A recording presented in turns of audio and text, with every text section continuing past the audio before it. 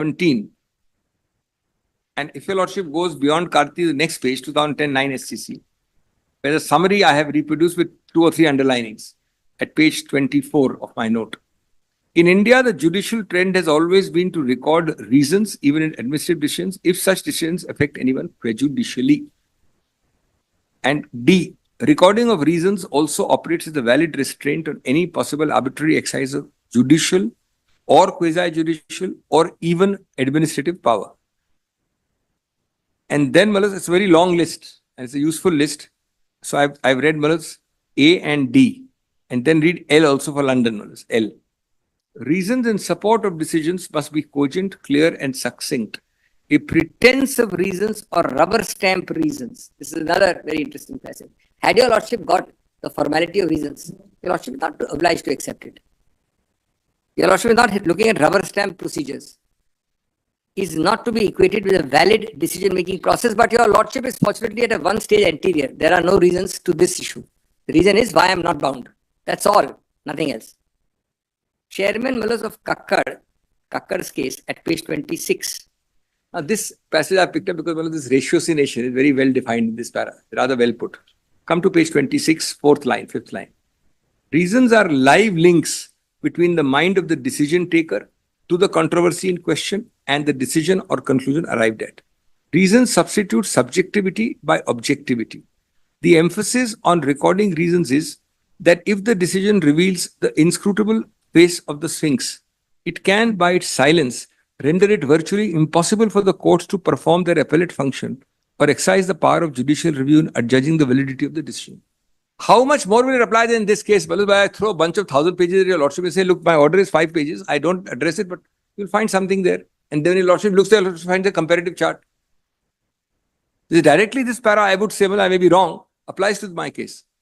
Right to reason is an indispensable part of a sound judicial system. Another rationale is that the affected party can know why the decision has gone against him. All these are reasons, fellows, why it has gone against him. One of the salutary requirements of natural justice is spelling out the reasons for the order made. In other words, speaking out. Speaking judge, speaking out. The inscrutable face is ordinarily incongruous with a judicial or quasi-judicial performance. Although the governor is no doubt a high constitutional functionary, this is my submission. The very nature of the power being exercised in this case, and the fact that it's an exceptional power, as he is ordinarily to be bound by the advice of the council, would suggest that the exercise must be accompanied by reasons. The governor's impugned order instead presents the inscrutable face of the Sphinx, and it is impossible to discern from what factors it has arrived at and weighed with disregarding. Now, as your lordship decided Shrirupa for 17A, yes. I don't think Shrirupa means what has been said to your lordship it means. It is very clear what it means to me, and I have tried to explain that at 27. 17A casts an obligation of application of mind on the part of, just pause here, Malus. Forget 17, 19, 80, whatever, 287, etc. The concept is basically your lordship should be satisfied of substantive application of mind. Otherwise, your lordship is not allowing shadow boxing by saying this is little less, this is little more. Substantively.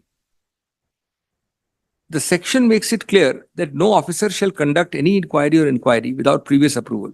Therefore, the approving authority will have to look into the materials, apply its minds in each of the 3 contingencies, inquiry or investigation. This should go someday. This E and I difference is very, very difficult. And it's, well, sometimes it really becomes a technical one. They should use a different word in the CRPC and this thing. You're arguing about inquiry all the time. Though inquiry and inquiry are often used interchangeably, there exists a difference between the two. Etymologically, the source of both inquiry and inquiry could be the same, as en is derived from French and in is from Latin. Inquiry has a formal and official ring to it. Inquiry is informal and can be unofficial. Inquiry would even mean a question to question. Inquiry is a formal investigation. Investigation is search.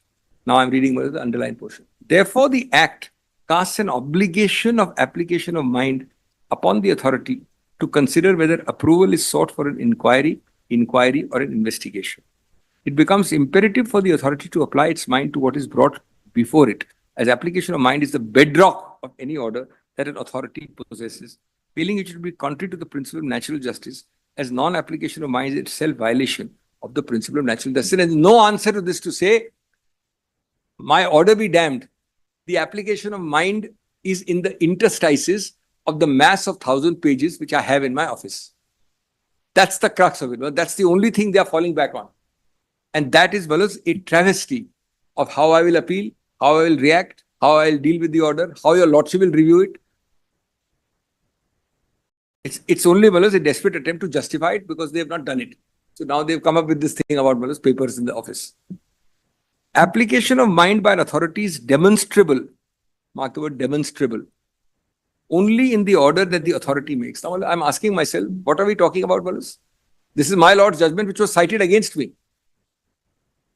What is my Lord? I was not aware, Balus. I'm not there in the matter. I've not checked the facts of Shirupa.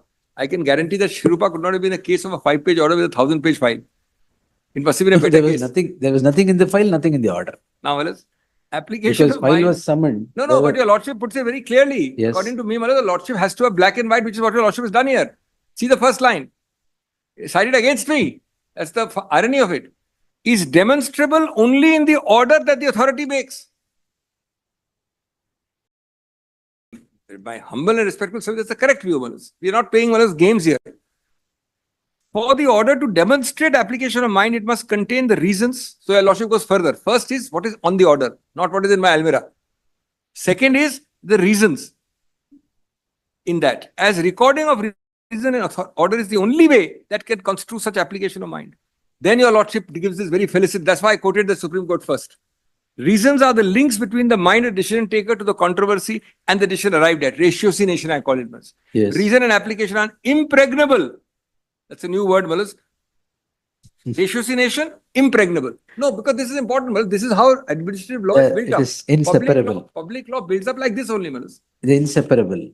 For an order to sustain the scrutiny of law, be it administrative or quasi, reasons in every circumstance need not be elaborate, no problem. Nevertheless, should bear application of mind. The case at hand and the order impugned will have to be tested on the anvil of the mandatory statute, the intent and the rule of application of mind.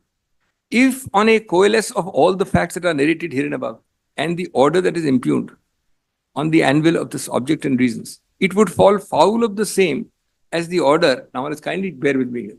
As the order, except saying there is nothing indicative of the fact that it bears application of mind.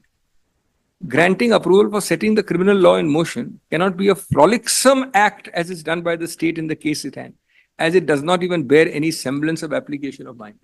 As this frolicsome should also be adopted by some other courts. Playful act. I go for my frolic of my own. This used to be used in those public servant cases when it's within the discharge of your duty.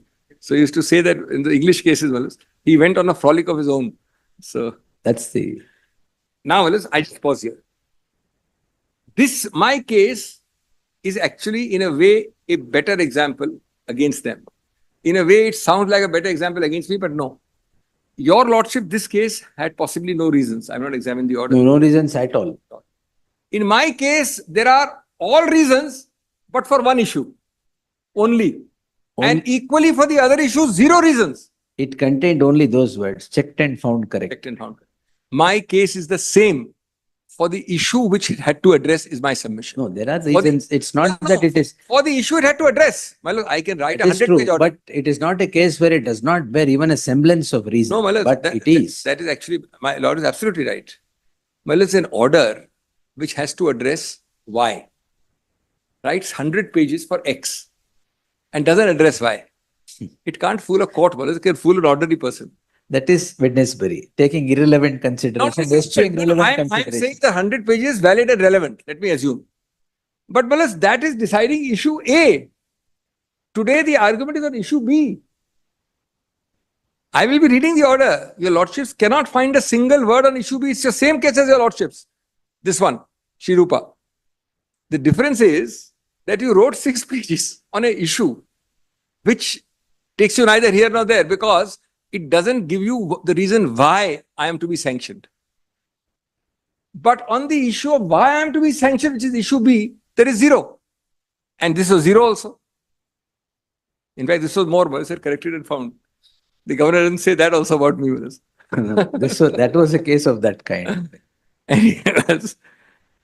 Now, verse 21. The impugned order does not demonstrate any reason. I'm applying it to my case. Any reasoned application, especially to the core and crucial aspect. This is the aspect on which there is 0. Kindly see the aspect, fellows, of how, why, in what manner is there any connection of the petitioner, much less prima facie culpability, to any decision, comma, recommendation, act, or event justifying the grant of prior approval. Not a word. It regards the constitution of a committee under an IAS officer and a commission of a retired judge as an acceptance that there is a big ticket scam and does not inspire much confidence. So it uses the other two things. I'm dealing with every reason that is there. There's no other reason. It says that because the commission inquiry is made, that is proof of a big ticket scam, therefore I must give sanction. It doesn't deal with one question my lord put in the hearing also, because I heard it, I was here. My learned friend didn't answer it. How is this petitioner involved? That is, No, that's only a question. I mean, your lordship putting questions to me also. I'm just saying, well, this is the heart of the matter. This is despite the fact that by his own earlier letters of 5th of July and 15th of July, the governor himself had drawn the attention of the chief secretary. Now, this is very interesting, Wallace. He says, I have read of a commission inquiry set up by you that itself makes it clear that there is a scam and therefore I give sanction. See the next sentence. The same governor on 5th of July and 15th of July drew the attention of the chief secretary to the matter of alleged site allotment scam at MUDA and requested the government to look into the matter and submit a detailed report. Just pause. Suppose the chief secretary had said, sorry, Mr. Governor, I will not have a report to you because you will use the report as an admission of somebody's guilt. Suppose the chief secretary had said so. The chief secretary would have a huge controversy on his hands. So as he has an inquiry, that inquiry becomes the noose around the neck to say, I am now finding culpability. But in both the actions of the chief secretary and the governor, there is no mention of the chief minister role. CM's role, zero. This is despite the fact that, I'm sorry, it states that even after such grave allegations being involved in the present matter, and the fact that the materials prima facie support, therefore, now this is the total reason. What is the reason I'll find here, Malas? This is the total reason. Please read it for yourself, Malas, 21.2. Even after such grave allegations being involved, so allegations become a basis of conclusion. And the fact prima facie supports the allegation, therefore the decision taken is irrational. Here again, Malas, he is not giving you any single reason. And most important, the role of my client, the petitioner. I'm myself putting everything which is there against me. The said statement is entirely unreasoned and opaque, especially since all material is fully considered. Then 21.3. The order further says that since the prior approval is sought against the chief minister in the cabinet resolution, therefore it would not inspire confidence to act on the aid and advice. In support of this view, the governor refers to para 32. Now, I have done this fully. Leave it to yourself, your lordship's well to consider. Is it a fair understanding of MP? The nuance which I pointed out, the meaning of 32, nothing else. Finally, the governor notes that there are two versions in relation to the same facts and therefore a neutral, objective and non-partisan investigation. This is very interesting. The two versions test is plainly an insufficient basis on which to disregard the aid and advice of the cabinet. As in every case where the cabinet declines prior approval, there would necessarily be two versions, as my lord rightly put it, 3, 4 or 5 versions also. Truth has many facets. of course. That is the old saying. What is that Sanskrit saying? Forgetting. It's in Hinduism especially, we say that the path to truth. In other religions, it may be one or two, but we have multiple paths to truth. So therefore, bhakti yoga or karma yoga. Yes, yes. So the truth must have many facets. Here talking only of two facets. It was for the governor to point out some manifest irrationality in the version as outlined by the cabinet failed to do. Instead, he treated the complainant's version, a complainant of dubious antecedents, as at par with the considered view of the cabinet after seeking opinion of the advocate general and decided there were two versions. A neutral inquiry or investigation was called for. This supplies the fallacious test of why not the correct test of why. Yes. And if your lordship takes this test, then there is no reason required at all. Further, it is evident from the written submissions filed by the R2 that the decision of 1-8 was placed before the governor on 6th of August. Now kindly see this fellow's sequence in para 22. The governor asked that it be put up before him along with the comparative statements, the chief minister's reply and the cabinet decision. It is then stated that upon reviewing the file along with such comparative statements, certain notes, analysis and points were dictated. I'll put that dictated in inverted commas based on the comparative statement in the documents. On 16th of August, the file was once again put up before the governor along with the dictated notes. It is at that stage that the governor made the impugned order. It is relevant. Now, this is one of the bullets. None of the materials placed in this para so-and-so have been placed on record by way of an affidavit. More important. Further and most significantly, if there were notes or analysis points that had been dictated by the governor, it is inexplicable why such analysis would be excluded from the impugned order. Well, my 22.2, I may be wrong, is my most important para on this topic. 22.2. Well, it is never, you dictate a long order in the file and you pass a 6-page order on bias only. Moreover and crucially, while the written submission of the respondent rely heavily on the file notings culminating in the impugned order, the impugned order itself makes no reference to such file notings or the comparative charts, tables, or the notes and analysis which have been dictated and with which the file had again been put up for the governor's approval. If these were indeed the factors that had weighed with the governor would certainly have said that in view of what is set out at flag X or flag Y of the file, it should be Y, not X. He accords sanction, approval. Thus, this is not a case where the impugned order of the governor endorses, accepts, or ingrats into itself a previous file noting.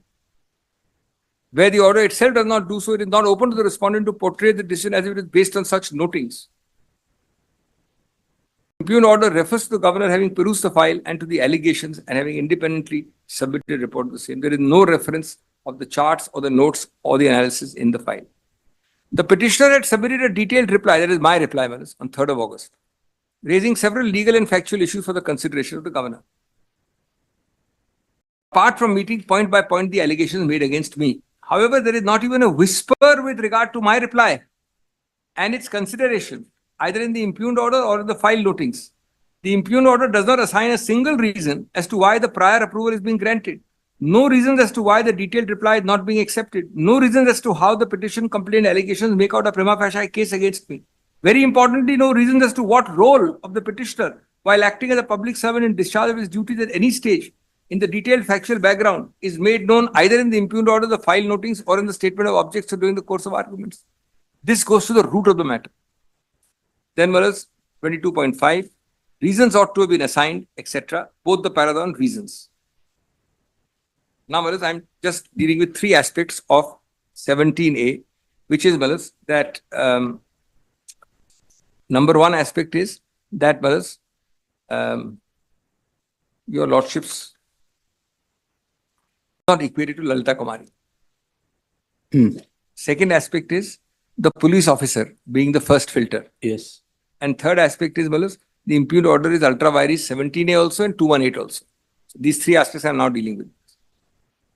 218 comes at a later stage. Later stage. Correct. Now kindly come to this. Okay. 218 was largely conceded, but I'll just deal with it. I'll come later. Just come to 32 minutes. Page 32? Yes, page 32, para 23. The power to grant previous approval is not to be exercised in a manner analogous to the test for registration of an FIR. The submissions proceed on the fundamental erroneous premise that the principles set out in Lalita are relevant for ascertaining the scope of the inquiry.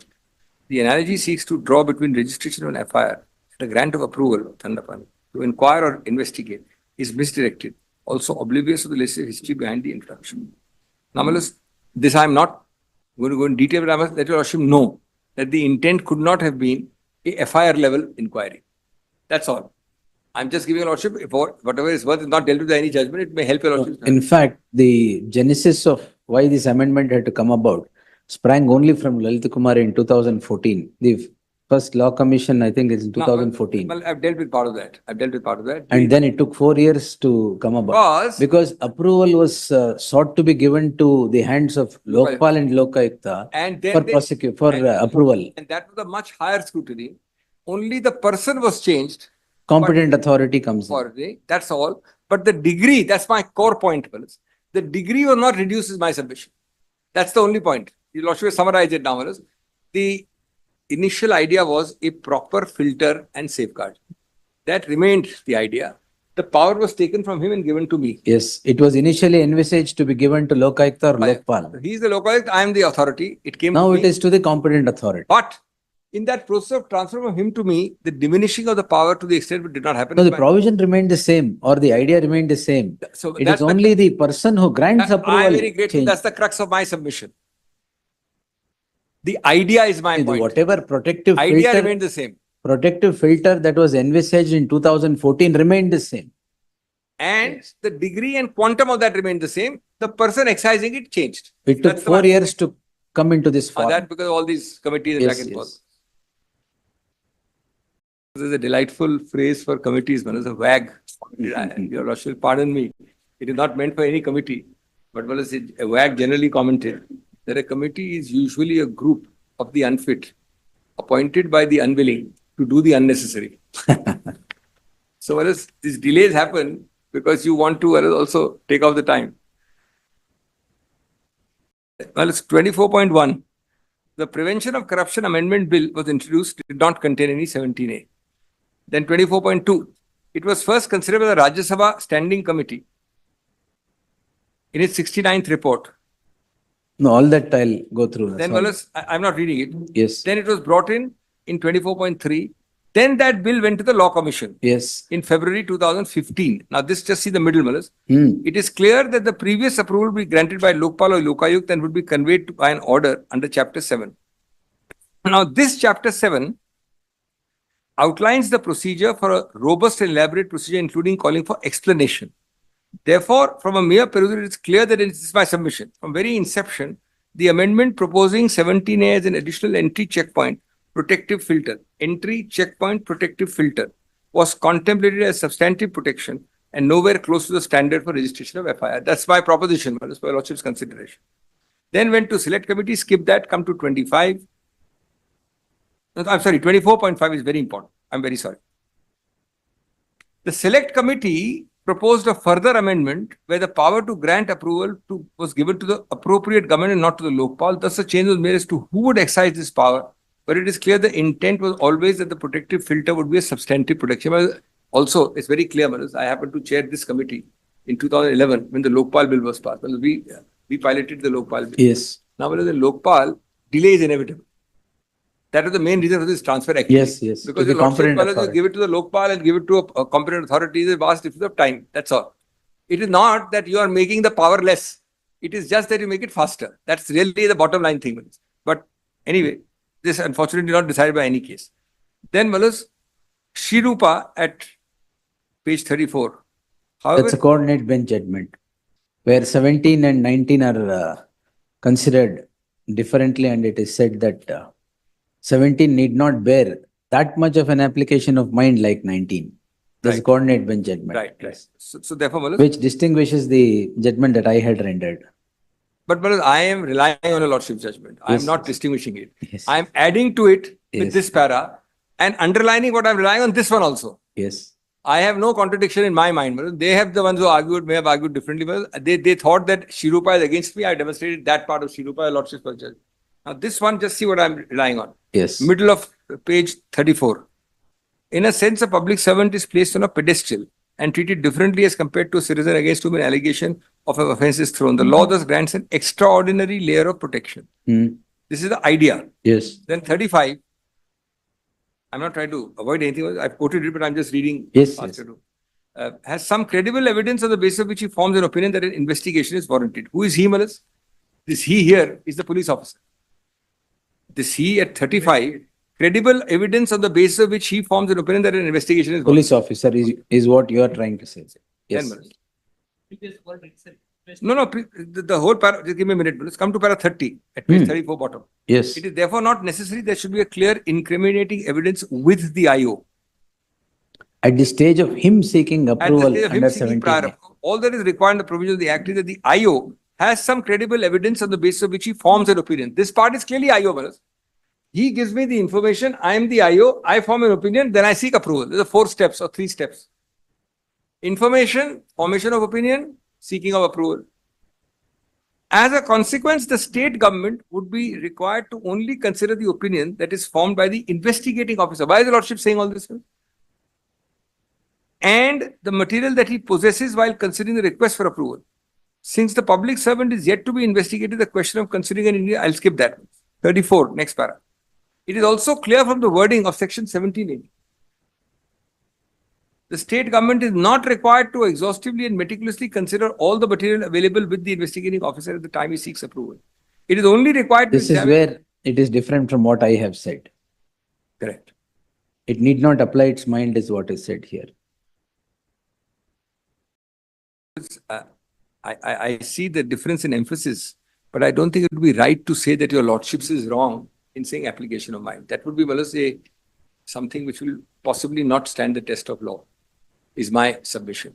And this, even though it's worded differently, should not be read to mean that application of mind is so diminished as to be a formal administrative entry in the register. Yes, that is true. That is the way I would look at it, because according to me, 17A is somewhere between 19, etc. and Lalita Kumari. That is the correct way to look at it. Please don't reduce it to just a Lalita Kumari level. Please don't elevate it to a 19 level. Yes. Because that's a fair, it's a fair way of looking at it. Otherwise, Manoj, why have all these select committees, parliamentary standing committees, law commission? I mean, was it the intention, Manoj, to make this kind of a provision? You already had Lalita Kumari. It would have taken 2 sentences to say we apply the Supreme Court has Lalita Kumari, we are doing this. Manoj, your lordships is being asked to dilute it to a level which is not fair on the legislative history of 17A. It is not borne out, certainly not by my Lord's judgment, but also not by this judgment, which should be read in harmony with the Lordship judgment, instead of deliberately saying we must drive a coach and four between the two. No, because para 34, if you see at page 35, Yes, sir. that is what is not required to exhaustively meticulously consider all material available within It is put in that at the way. time of seeking approval. And it is only required to examine and consider the opinion formed. Now, I would, if that is the argument of the other side, I would say maybe when he gives it to approval, he may not put everything. But in his own formation of opinion, the lordship tests remain. If I am the IO, my formation of opinion must bear a full application of mind. Maybe, Manoj, when I reproduce it for approval, this judgment can be read otherwise. And just come to 36, Manoj. Yes. 36 itself. Para 36 at 36.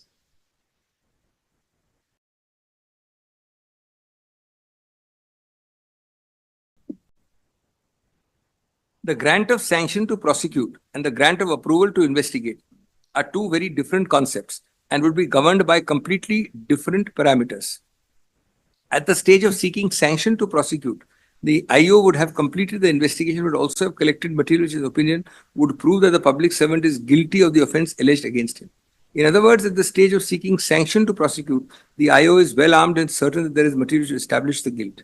In respect to according an approval to investigate, obviously the situation will be completely different. Since at that juncture, the IO would not normally have any incriminating material, only possess credible information about the commission of an offence. It is this credible information that is required to be considered and analyzed by the government. It is thus clear that the parameters that govern the according of approval should be completely different, and the government would have a much wider discretion while considering the request of the IO. I am on a different point, Bharat. I am not on this point. I am not on this perceived collision between your lordship's wording and this wording. I am on a totally different point. Who is all this? It is not a direct lateral entry by somebody without the police officer IO, whether he does this much application of mind or this much. It is he who does it, not a lateral entry versus bypassing him or overriding him. That's my argument. Page 37, para 46. Law accepts there be different standards for granting approval to investigate or granting of a sanction. One cannot be equated with the other. To put it differently, the parameters that are to be applied to investigate a public servant are not as stringent as the parameters which provide for granting sanctions. This is what is... no, that's true. The application of mind varies from 17 to 19. Let us, for my purposes, accept that. Yes. I am saying, Malaj, don't reduce it to the vanishing point of Lalita Kumari. Don't elevate it to that side. 19. And secondly, it still has the police officer. This lateral entry I am not agreeing to. I am trying to build up that argument. That's the second part of my argument. Just come to the bottom. So it is only the police officer who can seek approval. Start this whole thing. Because he's supposed to be the custodian. All right. And without a statutory custodian, It is not that well, he's the best custodian, but he's a statutory custodian, he's a persona designata. Now, in a private complaint, how will it work? It must go through this first. No. How can it go? They go to the police first. Yes. No, because it's not the private complaint which determines this. No. It will Straight away, determine- 200 will not spring. Yes. 154.1, they will go to a police station. Jurisdictional police, they will not register. Then a higher officer under 154.3. Then they approach 200. In 200, where is the police officer unless it is referred to investigation?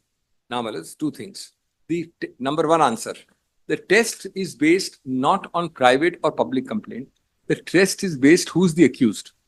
That's No, one way. Accused may be anybody. No, public servant. Of course, if it is Prevention of Corruption Act, 17A comes only because it is public servant. So first and foremost, this is a safeguard for a limited class of people. True, it is public servant. Now, in this functioning, the police station, yes, police officer should seek approval, no doubt about it. In a private complaint where police officer is not involved, police officer comes into picture only when 156.3 or 175 reference happens. Reference happens for what? For registration of a crime. If registration of crime already happens, where is the question of approval? There, Malas, That is why that there, Malas, either the police officer only should seek is a little difficult I to. understand, but there, if that is the case in a private, well, but then the private complaint example can't take over all the non-private complaint cases. That's answer number one. No. The Lordship will not read it in a way. In a non-private complaint, obviously it will happen by a police officer. No, but then Approval will be sought by a police then officer. your Lordship, even in that category, is giving the possibility that it can be somebody else altogether. That can't be the law. But second answer, Malas, then in that case, the magistrate will have to iron out the problem. No. That is why in that judgment, what I wrote was, in a private complaint, you are taking away the 17A approval and directly getting the crime registered. That protective filter goes away. It is rendered odious or rendered redundant. Yes. For that reason, whoever approaches the magistrate who would wanting to register a crime against a public servant, it is his responsibility to get an approval. Without the approval, the crime cannot, no reference can be made under 156.3 is what I have said. Their police officer comes only after 156.3. What my Lord is How saying is that do you harmonize the two now? Lord is right. The Act has not thought of this problem. They should have. But Malas, 156.3, should it not be coming after 17A stage, Malas? Yes, that is what I have written. That is exactly what I have written.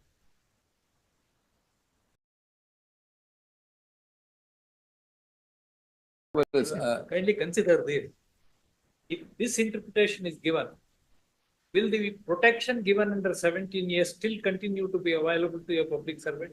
If you allow anybody and everybody to walk in and seek protection? No. That is exactly why 17A is made applicable to private complaints also. See, now imagine a hypothetical circumstance that 17A, one complaint is registered before the Lokayukta.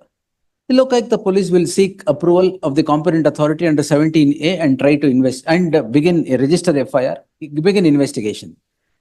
Now that procedure will be obviated. Ultimately, what the complainants would want, registration of a crime against a public servant. Now 17A is a bar.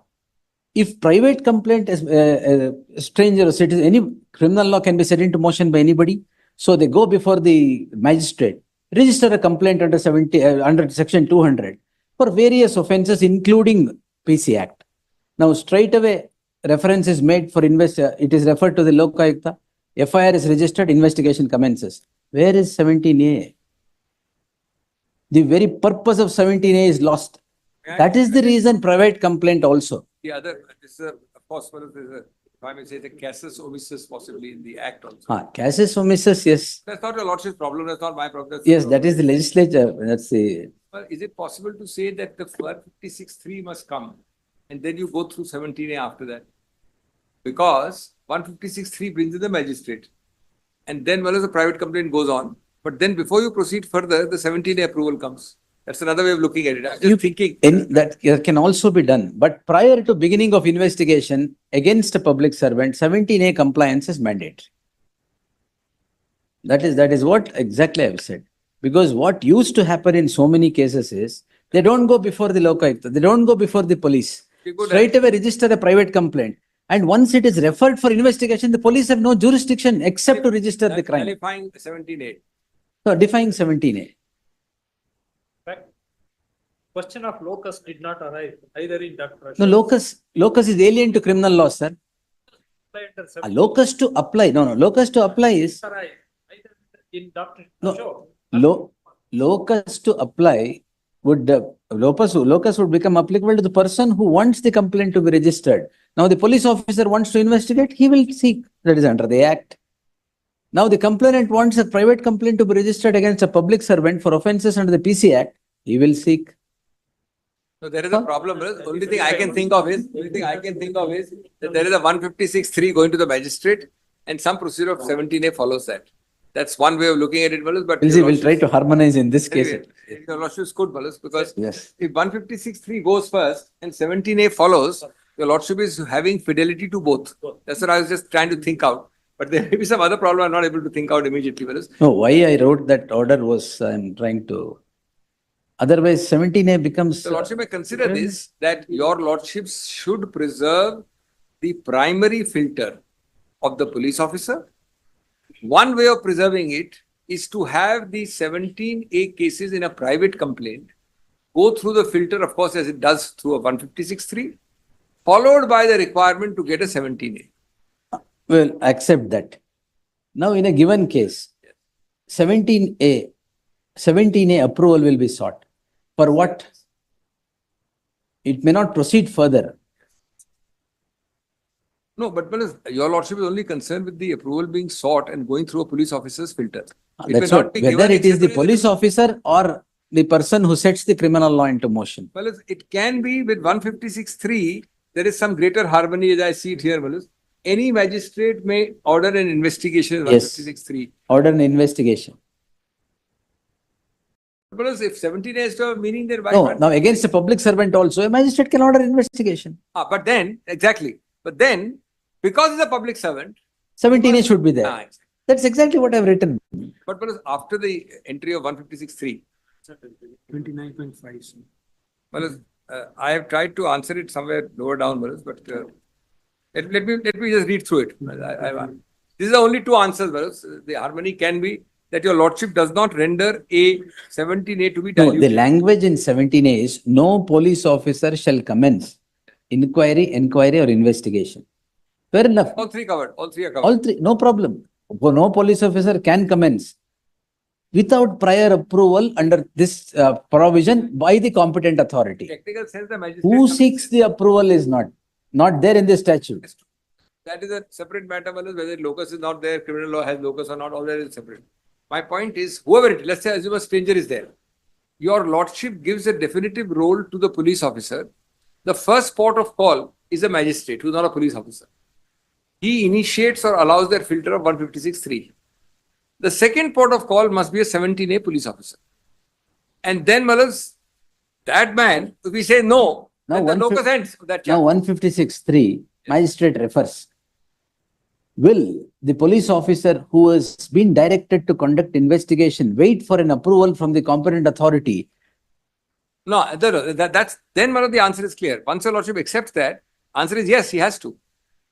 Otherwise, Malus, That what's is the point of why- having 17A, Malus? Then your That is why, to obviate that procedure of once referring the matter for investigation and registering the crime, so taking 17A approval for conduct of investigation. If a prior approval is already there, magistrate will refer it and the investigation will commence immediately. That will, Malus, That is what I understand, Malus, your yes. lordship may consider harmonizing in this way because that means that the primary port of call of the police officer is ended or diluted. That is my problem. I am trying to harmonize that part. In this other model I am giving your lordship, which is not fully thought out, maybe I can give a supplementary one-page note after thinking it out. It appears prima facie that your lordship does not violate any of the provisions of the statute. That's Because the outsider chap, Malus, goes to the magistrate, he gets some order. Yes. Then, Malus, it must fully satisfy the police officer who will say no. That's the end of the story as far as he's concerned with that point. No, he has no jurisdiction to say no once the magistrate refers the matter for investigation. The investigating agency cannot say, I will not investigate. That's the point. That is why that protective layer should Right, spring no, my lord, prior right. to the complaint. Therefore, your lordship judgment will have to say that the 156(3) order cannot violate a 17A order. Your lordship will have to say that a 156(3) order must then thereafter. Cannot violate a 17A order. No, not True. cannot violate. Must not override the 17A order coming later. The 153 will say, I'm referring it, but this part will be done first, 17A. PC Act. Because this was, in fact, the more PC we Act, of discuss course, it, yes. it's becoming partly clearer. Your Lordship is having a limited class. It is not except outside the PC Act and public servant. For that limited class, suppose the magistrate says, he will not say it generally, he'll only say it under your Lordship's orders. Otherwise, High Court has to lay down the law. That, look, I am issuing a direction, I'm initiating this investigation, but where 17A is required, it will proceed further only after 17A is given or not given. So now, magistrate refers under 156(3). But then comes The 17A. jurisdictional police or the locaयुct at whom it is referred, he may have to wait for 2 months, 3 months for approval and then begin.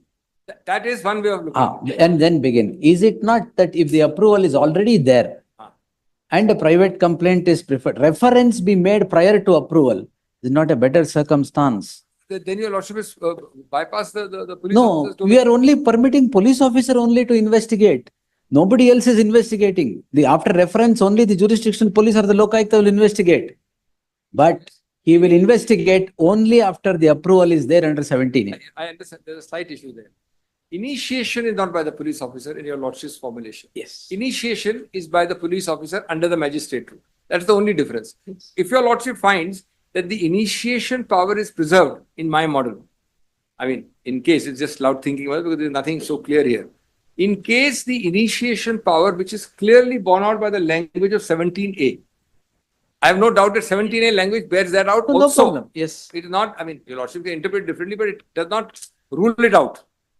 If that power is borne out, then it is possible to harmonize that initiation power under 17A with the private complaint and public servant character through 156(3). It will require some obvious harmonization, but that's a possible view. Anyway, when I leave that, I come to 38. Sections, this is only an alternative argument in the sense that it's not, it's not dispositive either way of any of our cases. 17A places a public servant on a different footing and grants to such public extraordinary layer of protection. This extraordinary layer is set by our Lordships, not by me, not by. The protection, the pre-investigation may not be as stringent as stage of sanction. I've already said. That is by the coordinate bench. Yeah, I mean, Yes, by yes. the court, not a submission. Yes. Then one is 26.2 is neither as weak as Lalita nor as high as sanction. Yes, that's And fine. 26.3, not be necessary to have incriminating material to show conclusively, but it's still necessary for credible information. Then while I'm trying to harmonize to the extent I can, while a microscopic examination or meticulous consideration may not be needed, cryptic orders will nevertheless fail to meet the requisite test. In this case, at para 51, the court concluded a clear opinion had been formed by the investigating officer that he suspected the commission of an offence. Subsequently, on considering the material, the state government came to the same view. In the present case, certain important factors must be borne. Now I'm applying it here. There is no view at all found by the IO. Now, this is what I want. This is my problem. There should be, otherwise, the Lordship is opening the floodgates. And my word friendly governor was not intended as a mark of insult. I'm talking of a constitutional lacuna. If this 27.1 is accepted by your Lordships against me, it's my submission, but if it is accepted against me, then your Lordship is allowing this friendly governor or a opposite political color state government. And whereas all these concepts of governor above politics and neutrality is now gone. Let's not live in fictions. Whereas we have governors, we have got governors who are resigning from governorship and fighting elections. So now to seek. There is no such thing. Correct. No, now if your submission is that the investigating officer only should seek sanction, approval from the hands of the competent authority, who is the investigating officer here to seek approval? There is no investigation now? Not yet commenced? No, that he will Not yet right. commenced? That's a procedural matter. If somebody goes with a complaint, That's will have to what. appoint him. Somebody goes with the complaint. There is no investigating officer to form an opinion and seek approval. Who will seek approval? Complaint. Now, let me answer, my lords. First of all, your Lordship will decide it in a true case. Your Lordship will not be asked, as they are doing, to decide a hypothetical. No. I am only. Now, on the inquiry, no, I'm Yes. giving Lordship an answer. There's a very clear answer to your Lordship. The dates in this case give the answer. This man files on 18th July. And the governor, No, 18 July, he registers a complaint. then 25th additional. No, that is not taken note of because I see so- the order. So For want of approval, he does not proceed further. then second is 25th of July, he files a further information to supplement the initial. Yes. Then 26th, he goes directly to governor in less than 7 days, 6 days. Now, the query my lord is putting in a case where there is no action. Maybe a writ will lie to create an action.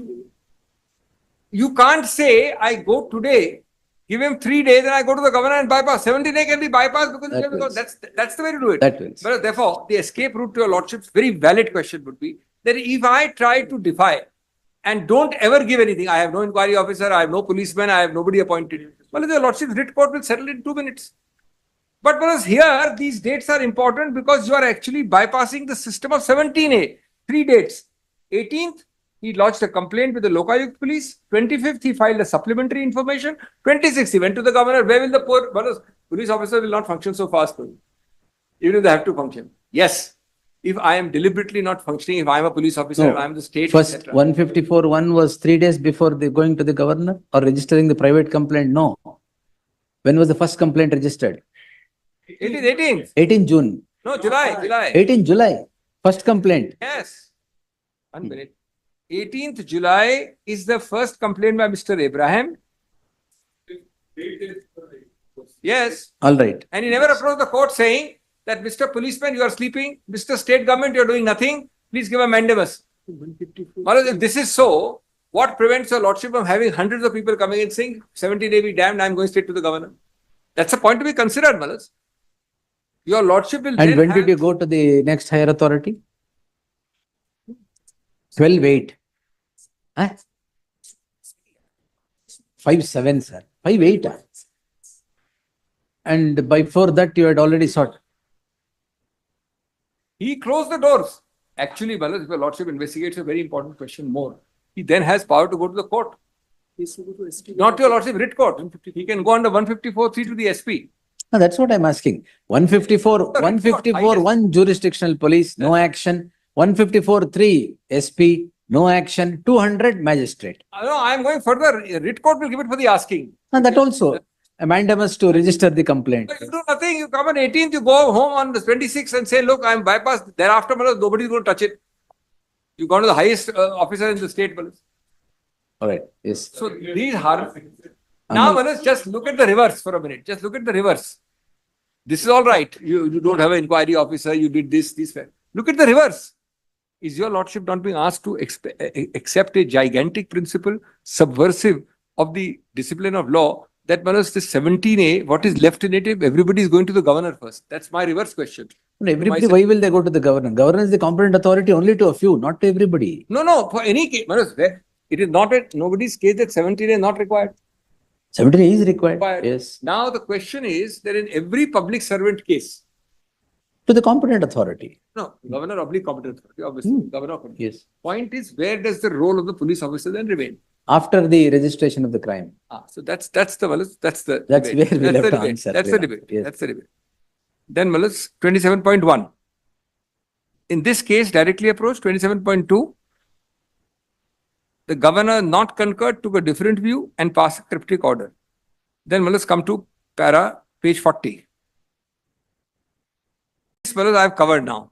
Yes. Police officer is fully covered Yes. in the debate which This argument is over now. Yes. And then Malas, your lordship's judgment is also cited. Yes.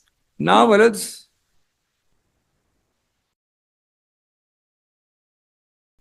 para 29 Malas is really a para about this act. It's a point I'm keeping alive. I'm not Malas. Yes. It's a point I've fully said there. Not by any remote stretch shown to be part of the discharge of my official duties. Now we have come to the crux. So therefore, Malas, Section 17 grants protection from decisions taken or recommendations made in the discharge of their official duties. All relevant timelines and record. Now, Malas, this is not by itself the crux. It is the crux because in this case, you have shown me nothing as to how I have been involved. in the discharge where this is. That is why it's a crux. That is important to remember. Yes. My Lord has rightly used the word crux because you have to show that I as a minister, I as a public servant, I as the chairman of a department, I as the file signer, I as the file mover, I as the recommendee, I as the statutory compulsory persona designata, something, nothing. But your discharge of official duties is because you are a public servant. So the discharge is as big as the universe, the entire universe. Now let's kindly see. Come to 29.2. The official capacity of the petitioner at various junctures enabled him to assist in fabricating record. Now, is this possible? Just kindly see this. This is being told to your lordships, brothers. In pleadings, is this the way to get sanction? And of course, none of this is dealt with. I would have liked the governor to say, I grant sanction of 1 and 2, but I call this bunkum. I reject it. He can still grant against me. See this, brothers. Various junctures assist in fabricating records. Your lordship will not work on adjectives like this. Next. Recommendation or decision is made by a public servant not directly or reasonably connected with the official, he is not entitled to protection. Third, it is not the official duty to facilitate the fabrication of fake record. Well, some comma, full stop, some sign. Some collusion, some meeting in a smoke-filled, dark-filled room, doing something, well, your lordship doesn't. And this is very easy to destabilize. Anybody will take a pot shot. The petitioner cannot seek or obtain shelter under the aforesaid statutory provision as the offences alleged are not in the. This is, I'm reading his reply. Yes. Consequently, contends the prior approval does not apply at all. Then take your chance. Take your chance. You are the one who went to the governor. You are the one who's got all this thing going. And now you are pleading this also. And you are pleading this on one of those amazing facts of fabrication of records. Not a word, not a single comma, full stop, remotely. And page 44. It is pertinent to note that since the allegation against the named accused are not in relation to any action taken or recommendation made or other name, there is no requirement of prior permission or approval. Well, this is amazing. It's extraordinary. There is no answer to say that if this is so, Mr. Singh, you can be prosecuted without sanction. It is for him to take his chance, not for me. I'm only coming against what he did. I have started nothing myself. This categorical statement is not a concession. Mark 29.4 is my conclusion. And if this is true, then it's also, apart from anything else, a wastage of public money and public time. If this is so, in addition, I don't know whether there's an offense of public wastage of public time. There's no offense like that. But this categorical statement is not a concession granted by the respondent, but an admission that the fundamental requirements of 17A with regard to recommendation made or decisions taken is not made out in the present case. Therefore, expatiate the impugned order. In that case, one of the sanction goes on this ground. 17A explicit, and I'm sorry to repeat, this para 29.2 is verbatim reproduction of his pleadings. Yes. No note, nothing, pleadings. So your lordship is obliged to rely upon it. I am obliged to rely upon it. The court is obliged to rely upon it. It's pain of perjury. It's on pain of perjury. Section 17A explicitly grants protection concerning inquiries that are to be conducted solely by a police officer. The clear implication or necessary corollary is that only a police officer has the authority to seek prior approval to lift the bar. This process, much like registering an FIR under 154, 156 or 173, requires the police officer to exercise independent application of mind. This application of mind leading to a further action is the sole and exclusive jurisdiction of the police officer, and no one else can replace him. Criminal jurisprudence has deliberately limited the involvement of private parties, ensuring minimal interference of complainant in order to protect the accused's right to a fair prosecution. It is only through recent judgments by the court that the complainants have been given a limited role. This is important, Malas. Complainants have no role except to the extent your lordship permits them in ABCD cases. This limited role is designed to uphold the integrity of the criminal. Why do your lordship not give this, Malas? Because you just can't say that you can kickstart the whole thing in motion. Allowing private individuals, 45, to move the competent authority for prior approval would create an untenable situation where the police officer's authority to apply his mind and determine whether a case merits such approval would be undermined. This is, Malas, the core larger legal question lordship should, Malas. In this case, these dates I have done, but 29.6 I have done, Malas. Yes. 18th, 25th and Malas, 18th, 25th and 26th.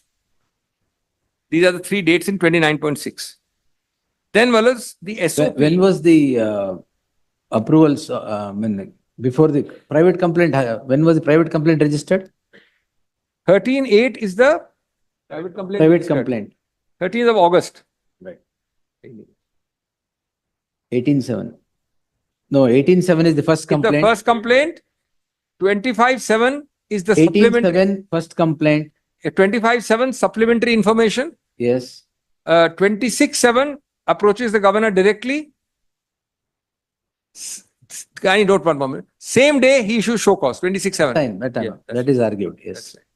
And then Wallace goes No, on. that is 13.8. because- 13.8 is the That is register. because Lalit Kumari says when a cognizable offense is brought before the court, Wallace, brought before the police, crime should be registered with, everything should be over in 1 week and crime should be registered. If it's not registered in 1 week, next rung.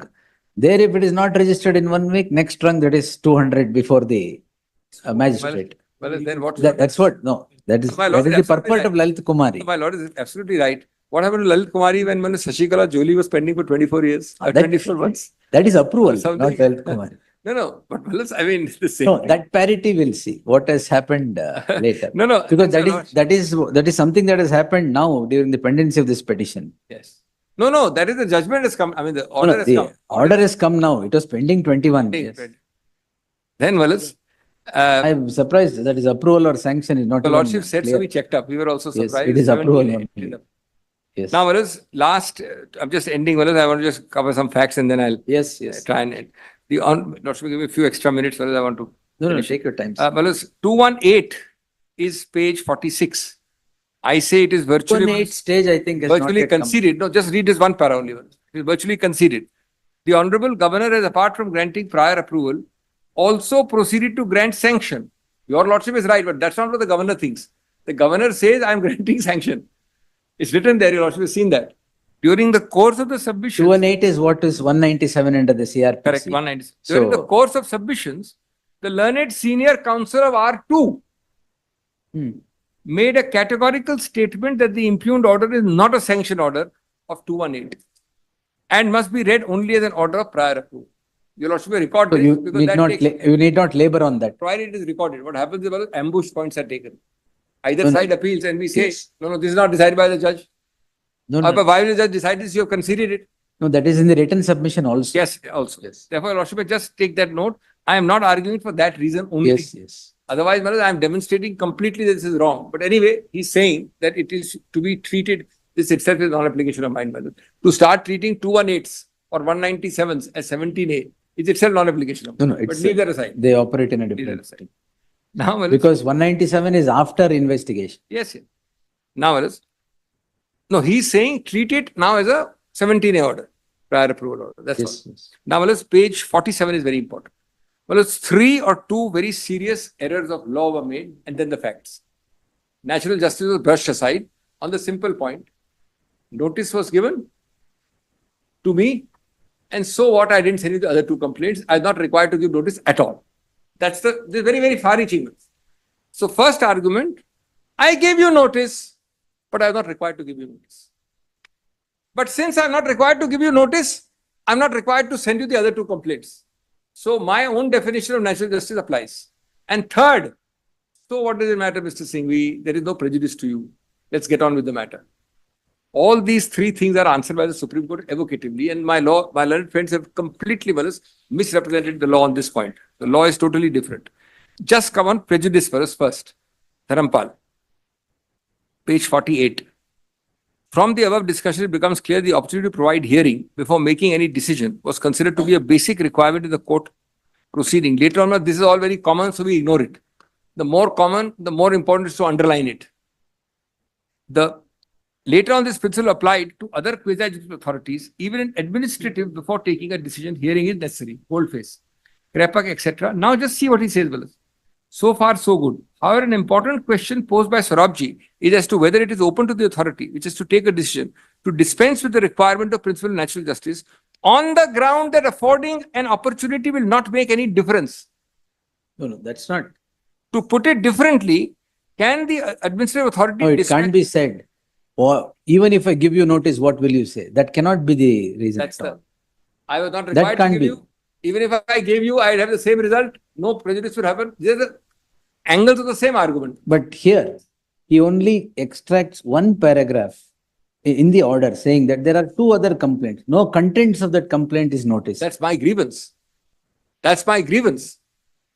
because he has already sent me notice. So now I'm dealing with 3 points. One, if you elect to send me notice, you are stopped from arguing that no notice is required. That's proposition 1. You're in administrative law. Yes. If you elect, I did not elect, you elected. You elected to send me, then you cannot say that now notice is not necessary. Second, if you elect to send me and do not send anything else, then you cannot take the plea that even if I had heard you, nothing else would have happened. They are the two main propositions. All right. Now we'll just come to 31.3.1 at page 49 bottom. Yes. 49 bottom. The request for prior approval or receipt by the governor on the same, and third, I'm very sorry, third is the most important. He gave a detailed half-day hearing to the complainant. It can't be brushed aside by saying criminal law. I can hear whom I like. He heard the criminal law complainant. He gave me notice. Then he did not give me the notice for the other two and then said no prejudice. That's the fourth. Let's put them all together and whatever the conclusion is. The request for prior approval received by the governor on the same day a detailed hearing is granted to the person seeking. Same day. The governor further finds a prima facie view on this meeting alone and proceeds to issue show cause. Such view was formed despite the fact that documentation was mostly in Kannada. The detailed setup of the governor is obviously not Kannada. So very detailed. 200 pages. I have seen, my learned friend has seen, is all Kannada. Obviously, they didn't learn Kannada overnight. This is prima facie case filed against him. Prima facie case. No, these are important. If you are doing this application of mind, Yes. what when a mind can't apply in a language you don't understand? What application of mind in a language you don't understand? This? The detailed set of documents provided by the third is in Kannada, application by fourth is in Kannada, fifth respondent is not even on file. The Honorable Governor, as can be seen from the response to the RTI, admits that he needed an English translation. He writes the file to proceed with the other application for prior approval. Aid and advice of other officers. Yes, for the others. But in the present case, Kannada seems to be the chosen language. This is in the other cases. Here, on the same day, on 26th July, he proceeds. Yes. In the present case, English translations were done by the governor's office is not borne out from the records. Whereas in the other cases, investigating agencies are directed to file translations. There's an order noting. Now, this is the direct proof. Well, this matter, this particular order must be set aside. Whatever order he has to pass, etc., is a different matter. The Honorable Governor, on the basis of a petition accompanied by more than 100 pages in Kannada, come to the conclusion that the allegation is serious nature and prima facie need action. Also notices that complaint is filed to the Lokayukt police. It is rather surprising and ironical that the Honorable Governor, unable to read and decipher Kannada, is also able to digest documents of hundreds of pages, etc., and issue notice immediately. There is undue and inexplicable haste. This is not a facetious thing. It all adds up in the overall. It's not just a light game that I'm saying he doesn't know Kannada. That's not the point. He's not expected to know Kannada. I'm not suggesting a lordship. In fact, in the old days there used to be a bar that you're not. Even today is a bar. You can't be from the same state if you're a governor. The application for prior approval. It's all right. How can you interfere? Yes, I am aware of that. The application for prior approval sanction is received by the Honorable Governor. Addendum is on 26th. Addendum is also received same day. Let us kindly see page 51. Opportunity of detailed hearing of 3 hours is provided. And by 10:30 on the same day in the night, 10:30 p.m., a show causes notice issued. A process in such a manner by one of the highest constitutional authority against another highest constitutional functionary is unheard of. I'm saying this with a sense of response. Such application, the Raj Bhavan would on the same day reach the governor, and then hearing to a private party takes place on the same day, a show cause. This is all Article 14, etc., And your Lordship will see the totality of the earlier arguments also. Then, Malats, 31.3.4.1 is page 52. Sashikala Jole, all the dates are given to your Lordships. At one place, at page 52. Murugesh Nirani is the other case. That is also pending. Returned on 28/8. All is happening after this case has started. He's either returning or rejecting. Approval is only my case. Now you have to explain the delay. Well, it happens even in the judiciary. Sometimes after 2 years, the matter is put again for clarification. So here, after 2 years, in Nirani's case, he sends it for clarification on 28th of August.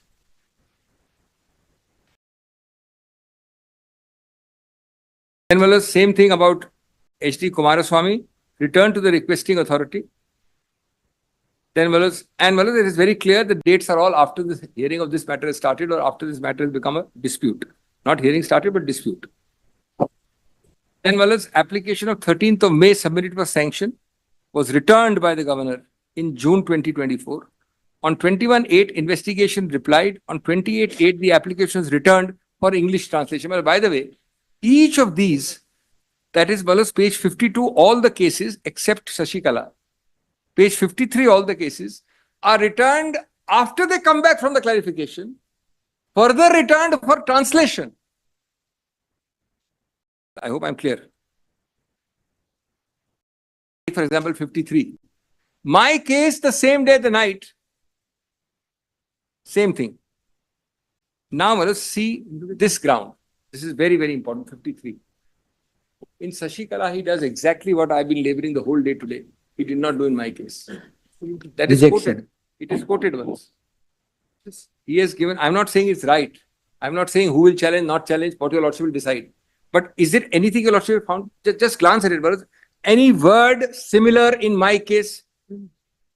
Please. In the chief secretary in his report says on 23rd of March, no proposal for grant of any tender. In such circumstance, the question of asking for a bribe does not arise. This is what I wanted, Malas. This is the meaning. Your lordship is asking me what the review, judicial. This is judicial review. We don't need. Wait, sir. I'll get back to you. Wait. Yes. In order to attract the provision of 730, there must be a receipt for the bribe amount. The mere statement one was paid 25 lakhs paid, whether he received the amount is not clearly disclosed. For sanction on inquiry necessary to prove the demand of illegal gratification. So Malas, he's doing the ingredients of POCA. He's writing. And then Malas, he says, hence I find now. 20. Then Malas, para 20 is read, it's already read. Then Malas, 55, I will skip till 59 because I want to take a lordship's 10 minutes on that dates. 55 to 59 are largely dates, Malas. Your lordship may just give me and then I'll just come back to it because the matter ends at 62, but just come to 63. Just come to 63. List of dates. Yeah, they just note on the side. Yes. All these documents are in the writ or filed by them. Number two, I have not gone into it. My learned friends have gone into it meticulously in the arguments. Half the argument, 3/4 of the argument, Mr. Maninder Singh was on these facts. 3/4 and others. But I want to now show the true facts. And what I've done in the table is document 1, document 2 I put on the left side. Lordship's got 63. Yes, yes. I made one compilation of all. They're already there in the writ or elsewhere. There are 4 new documents. One is Shashikala Jole, which is not a new document, subsequent development. One is the plan, which is all are mentioned. Apart from Jole, each and every one is mentioned both in my petition and in the cabinet sanction or denial of sanction. All right. All mentioned. Now just see the startling consequences very quickly. Malas, 92, your lordship has a notification. And Malas, the old fellow, the earlier owner is Malas Devaraju in item 4. When I say 4, I mean document 4. Malas. So, Devaraju is the owner? Then owner. Was not there a relinquishment in favor of one Cheluraya or something? Mailaraya. How did Devaraj become the owner? No. That is much. Subsequent to that, a release deed in favor of Devaraju. Where is the release deed in favor of Devaraj? Give me the page. Is it on record? Is it mentioned? Where is the and the averment in the writ? And the averment in the writ. No, since you are replying on facts. No, it's very important. Should be clear. Very important. Very important. It's 10th of April, 1993. Yes, Rangnath. 10/4/93. ನೀವು ಹಾಕಿರೋದ್ರಲ್ಲಿ there is one relinquishment deed in favor of one Mailaraya or something. Yes. Now, 1935. It was 1935. Let us see. The date of the there one thing said one thing. Hilary was 1935 from the same family. What the date? 10/4/93. 10/4/93 is Malas in the documents file. Give the file to my lord. Page 11. We gave it in the morning. Page 11. Oh, it is release the land in favor of Devaraju, is it? Yes. Yes. This is we are talking of 93. Huh. Which is that I have not seen this document at all. It is.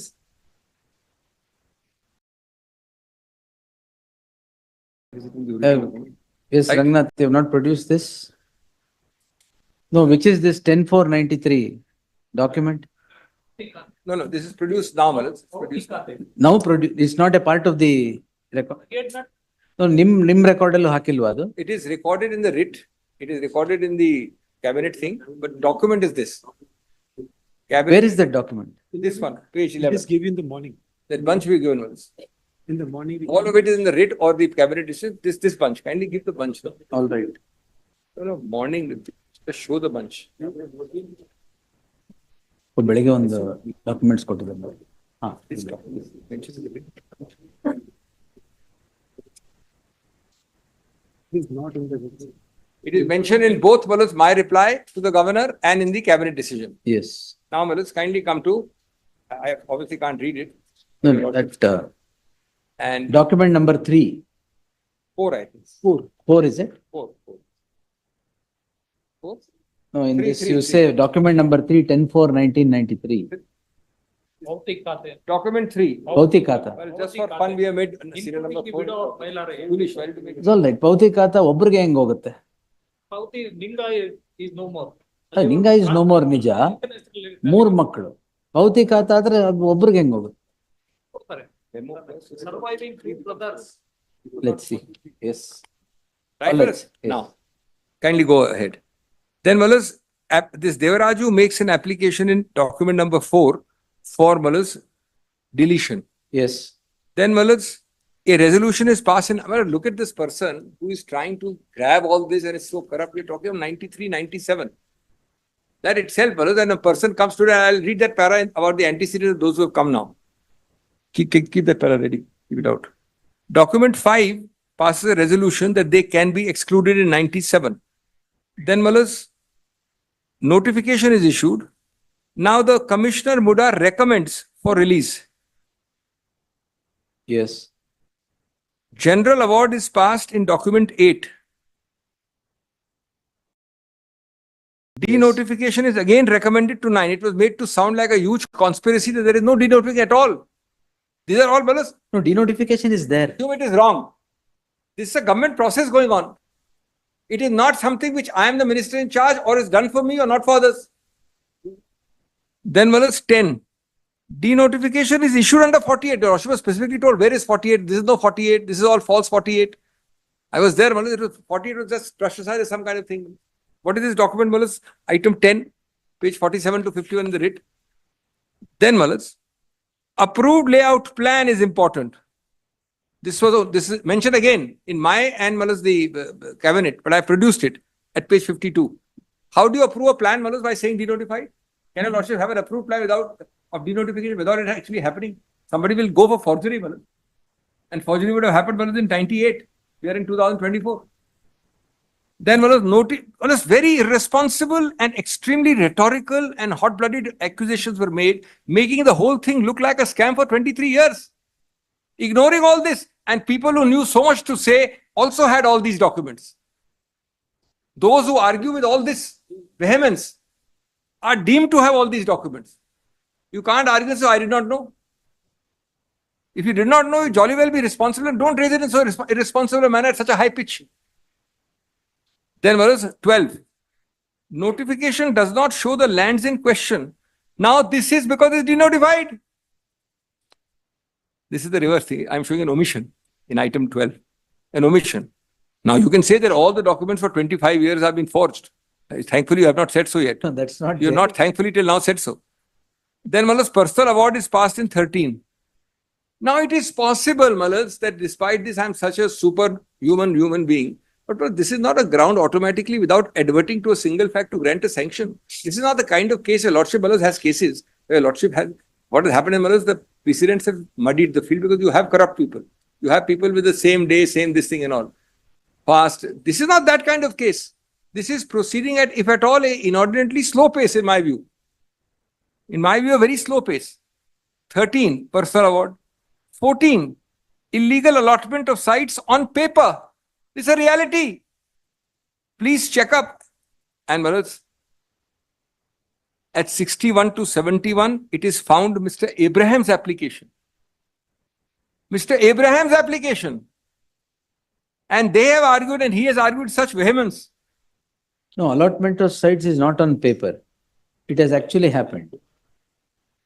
It To is on the paper also. allottees of the layout, it has actually happened. Yes, Raghunath. It has actually happened. Paper. Yes, yes. Malas, may I say, Yes. de facto 100%, 100% de facto. MUDA is dealing with it. Nothing on the paper will happen. Nothing on the ground will happen without the paper, Malas. True. It can't be that in the air. This is a MUDA authority. Document 14 is found, Malas, 61 to 70. Lordship may see. I put the page. What else can I do, Malas? All right. But Yes. this is not a figment of imagination. And none of this is dealt with by the governor. First time a sale deed happens is 2004. So Lordship will draw a line Yes, here. first sale From deed is 97 2004. I mean, sale deed relevant to not him, but his brother-in-law. It is I mean, not him, but his brother-in-law. I'm drawing a line still. This is Malas from 92, 93, and Lordship is stopping it 2004. This is a whole decade. Then Malas, conversion of lands is applied. This is applied in 2005. And Malas, just see the next date between 16 and 17. 5 years. Such a mad rush because he's been in politics all along, Malas. He's been either an MLA or he's been a deputy chief minister or a minister. He became a minister in the 80s. Such a mad rush, man. He must be madman, Malas, that he's taken 5 years to have a gift deed to his wife. These are Lordships reads the totality, the holistic. This is not some kind of a scam, Malas, where the man is desperately trying to grab something. He's taking 5 years from 16 to 17. Then Malas, 18. This lady Malas requests to allot alternate land. Now, it is not the only lady who gets it. It is not the only case of encroachment. It is not the only time it has happened. It just happened that I am the chief minister's wife also. Then Malas, 19. Proceedings of the meeting where the application is discussed and decided as follows. This is Malas 90 to 94. This is, Lordship, just note that. That thing your Lordship asked me. Just note on the side. Yes. My son is officially ex officio, Malas, all MLAs. I've checked. Yes, all of it. So Not that is only. one. I'm No, not no, saying no, that no, it's no. only I- yours. My Lord asked a neutral question. I'm giving the facts only. I'm also giving a neutral. As an ex officio member of MUDA, being All an MLAs. MLA of the constituency, you had participated in those deliberations which decided to allot alternate sites. Is Number the two, no, but there's something more interesting with this. The minutes of the resolution of that meeting are fascinating. They are in the relevant, the same volume, page 96. All the people, including MLAs who participated, Yes. contributed. Yes. This man did not say a word. It's all right. No, Yes. I'm just saying there's no participation. Yes, He's sitting, yes. he's attending. There's no participation in decision making. None. None. And this complaint is against me. No, the complaint is against you. Yes. That's all right. And fourthly, that person, my son, is not made a accused. Now, Malas, if it is private, Yes, all right. right. Now, Malas, very well. Now, Malas, today, if Malas, I am to be culpable because of this one incident of 19, which is happening in 17, when Malas, this event happens, then Malas, your Lordship will see the totality also. That's the point. No, their allegation is the beneficiary is the roof. I understand, Malas. I mean, this is the allegation is much The more. roof of the chief This minister. son came now, Malas. The allegation is that this is happening from last, all the decisions, this denotification is the allegation. The encroachment is the allegation. No son, no father, nothing but it's the allegation. This is only the Malas consequential decision which is coming up now. That act has happened. It's an earlier. allegation, not a conclusion. It's an allegation. Now, Malas, my first point is, have you dealt with it anywhere in your order, Mr. Governor? That will. Yes. Have you then shown that is there any connection with me in a manner which can be credible? Have you addressed it? There is a whole para which addresses it in the cabinet decision. Yes. Have you then dealt with that para and said this is wrong because of 1, 2, 3, 4? That I will answer. This is the. And then, Malas, then of course, willingness given. Now come to Malas, document number 23. No, sorry, before that. No. 20 onwards, Malas. 20 onwards is very important. Just draw second line at 20. That is 14, 11, 19. I am in the opposition. But should I put that line there? Item 20. No, yes. Now, then, Malas, the principal government department writes to MUDA to take a decision at their level. Proceedings of the meeting of MUDA were decided to give 50% of developed area as compensation. Willingness given by not me, but by Malas, 14 or 15 other people. across the state, or where not across the state, in the relevant areas. Then the relinquishment deed, etc., the last 4 dates. Now the last part is come to the submissions at page 55. Come to 55, the submission, I am done.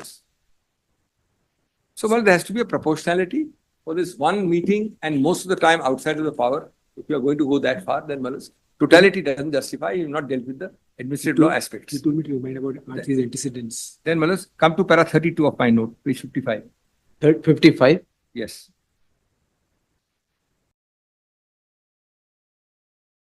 So 32 and 33 gives the same list of dates. All the way, to the end of 56.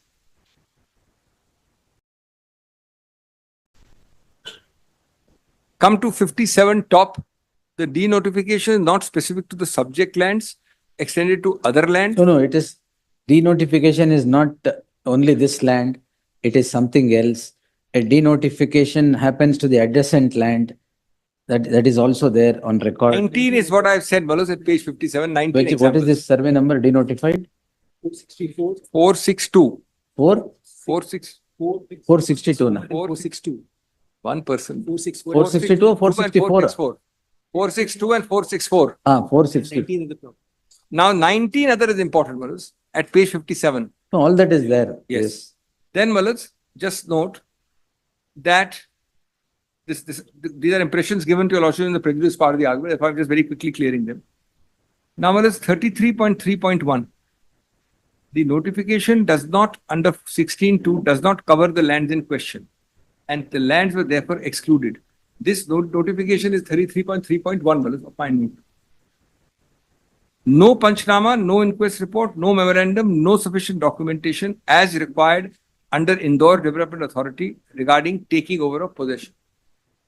Your lordship is told taking over of possession. Then, now, para 33.5 I have put in boldface. I need a seat for a minute. Allegations questioning title are based on suppression of the crucial family settlement. Now, you are questioning my title. Inside my family, there is no dispute. It's a family settlement at para 33.5. Number is given. Register is given. There is no jhagda, but somebody else is questioning. No, that's not the submission also. Then, that other writ, is identical for this reason. That's very important, to remove that impression. Where, the matter was not proceeded with and the land was released. Which one, sir? Other writ was said that we have suppressed the writ number and all that. Sundarama's case. Sundarama's case is only cited for the point that another case where actually acquisition was not continued. Oh, that Justice Bhajantri's order. Yes. Yes. It is not continued. So also in my case, acquisition is not One continued. second. Just 5 minutes more. Yes, one. So 61 is very important. 50-50 benefit given by taken by hundreds of people. It is not just me who's got it. 61, we have made a chart. Give me that. Deep.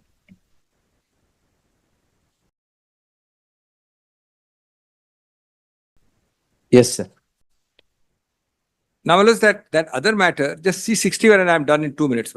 61 is a list. This is important. I put a chart. Yes. And This there- MUDA, look at what it did for an overall policy, Look at the number of sites, 50-50 ratio.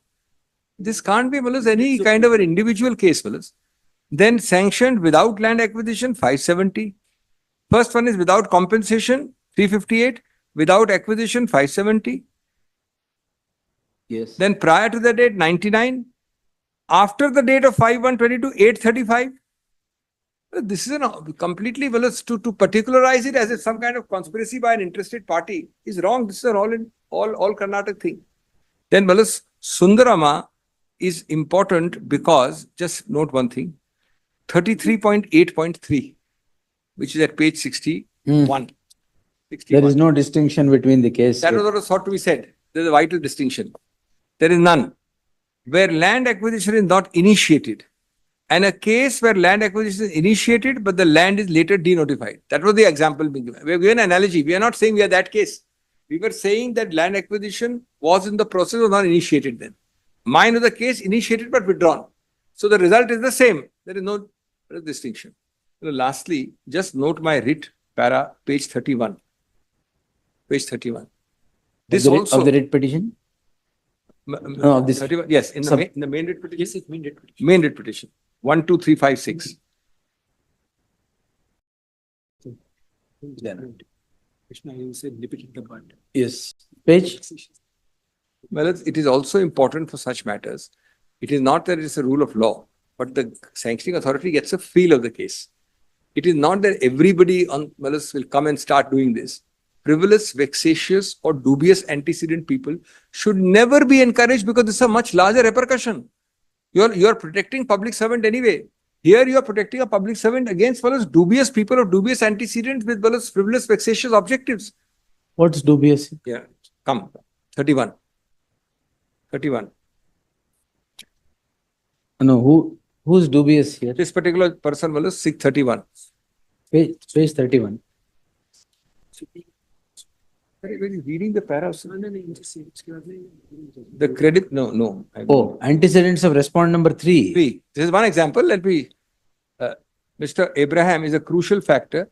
He is a habitual litigant, well-documented history of engaging in blackmail, extortion, and the misuse of legal processes. No, I would put it this way. Yes, it may be. A whistleblower will always face these problems. Provided he doesn't have, a whistleblower need not have an antecedent thing. This is not No, this any 25. No. any whistleblower will always face this problem. Correct. Will the Supreme Court impose 25 lakhs cost on a whistle? There can be whistleblowers him? without this. On Next him? sentence, please All read, right, Wallace. yes. It's not a. Yes. He is a habitual. I have put words here, Wallace, advisedly. He is habitual litigant with a well-documented history of engaging in blackmail, extortion, and misuse. His conduct has been repeatedly condemned by various courts. Supreme Court imposed a cost of 25 lakhs in SLP. 25 lakhs is not given in 2017 in even 1 or 2 cases for abusing PIL. In addition to the history of vexatious, respondent has been involved in criminal activity. But a lordship is a judge who takes a holistic view. Ultimately, judges have to take holistic view. FIR registered in 2023 for offences including, can't you have whistleblower without all this, police? Extortion, outraging the modesty of a woman, criminal intimidation under sections 384, 506, complaint filed by Sudha, a government official, alleges that Abraham attempted to blackmail. 384 is not outraging modesty of a woman. What is the Oh, that section matter. of that? 384 is extortion. 384 is extortion. All right. Yes. The complaint filed by Sudha, a government official, attempted to blackmail. These serious Sir, criminal antecedents evident that sir, it lacks. if we can do this, you give me 5 minutes, I'll resume.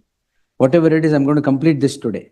I have in fact finished. Police. Yes, sir. I'll get back in 5 minutes. Certainly, Yes. certainly.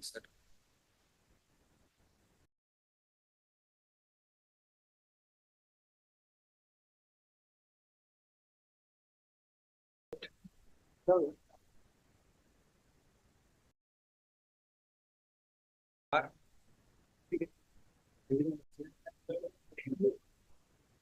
506 and 149 of the IPC. If there are only 2 persons, Nimgala. If there are only 2 persons, why are 7 petitioners here? My lords, what they did is in the charge sheet, my lords, they named 7 persons. But even in the charge sheet, the allegation is, my lords, A1 and A2 are the ones who spoke to him. How could it be an unlawful? Even in the complaint, it is only 2? Complaint 3 persons and unknown people. Complaint only. But if the complaint is in A1, A2.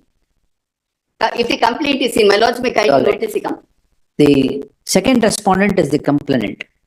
A complaint comes to be registered on 30th July 2020 on the allegation that the petitioners have posted derogatory statements upon the complainant. The other way around. The complaint comes to be registered that the second respondent complainant had posted certain derogatory statements on accused 1 and 2 on the social media -Facebook. Therefore, the accused 1 and 2 or even 3 had restrained the complainant in a particular room and had intimidated him. Therefore, the offense under section 342 and 504 and 509, including 149, have sprung. The learned senior counsel Sandesh Chowta would take this court through the summary of the charge sheet to demonstrate that the allegation against these petitioners, allegation in the case at hand was that there were only 3 persons. If it was 3, it cannot meet the ingredients of section 149 is a submission. The matter would require consideration. Its acceptance at this juncture is the very offense under section 342 not being met in the case at hand. Section 342, which deals with wrongful restraint, has its ingredients in section 339 of the IPC. Section 339 mandates that the person who is restrained should not be permitted to move in any direction. It is only then it would become an offense under section 341. The complaint itself does not narrate any such instance at the hands of the petitioners upon the complainant. The complainant himself has walked out of the room later. Therefore, the offense under 342 is loosely laid against the petitioner. The criminal intimidation that is alleged of offense under 506 has its ingredients under section 503 of the IPC. The ingredients of section 503 can be seen to be hardly met in the case at hand. Therefore, there shall be an interim order of stay of further proceedings, qua the petitioner till the next date of hearing. 1 additional SPP, 2 emergent notice returnable by the 26th. HCGP. HCGP, sorry. Yes. Returnable by 26th. Yes. Any idea? Next matter is, One more. next matter is even worse, my lords. My lords, CM's convoy goes at Yadgir district, my lords. 15-20 persons come in front of the convoy. And in front of the convoy, my lords, they say, Guru Mittal Youth JDS ki jai. Police would disperse them. Then comes this complaint. And a charge sheet would be filed. Offences are again 143, 147. Ella 2020 idu. Howdu, my lords? Ella 2020.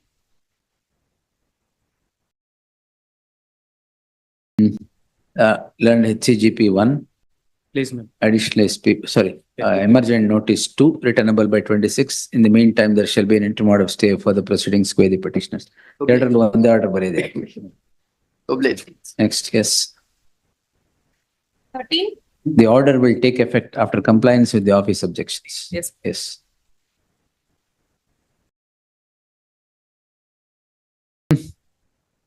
Petition. Prefer 1 week time to remove the office objects. List on 26, the office objections be complied with in the meantime. Next. On IA 14. 14, please, Lords. Then interim baila.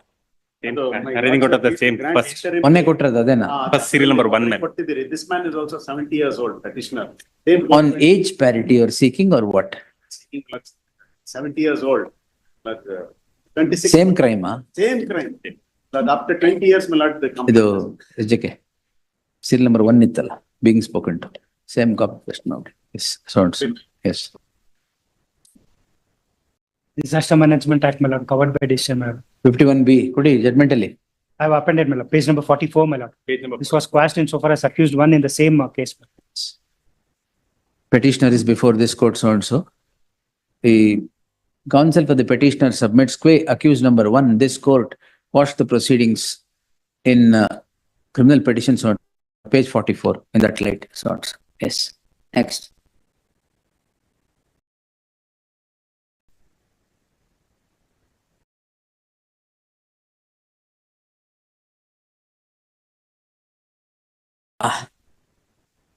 heard, reheard, ಕೊನೆಗೆ ಇಲ್ಲೇ ಬರುತ್ತೆ. It's traveling with me. ಧಾರವಾಡಕ್ಕೆ ಹೋದ್ರು ಬದಿ. Yes. ಹೇಳಿ sir. The petitioner was working as an assistant commissioner for a period of 1 year. Synopsis ಹಾಕಿದ್ದೀರಾ? All right. ನೀವು ಹಾಕಿದ್ದೀರಾ? ಲಿಸ್ಟ್ ಆಫ್ ಡೇಟ್ಸ್ ಹಾಕಿಲ್ಲ. ಅಬ್ಜೆಕ್ಷನ್ಸ್ ಹಾಕಿದ್ದೀವಿ. ಅಬ್ಜೆಕ್ಷನ್ಸ್ ಹಾಕಿದ್ದೀರಾ?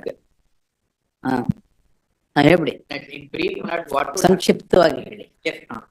That what would happen is that the complaint, the RBI Malad realizes that there's something Malad hanky-panky going on with IMA.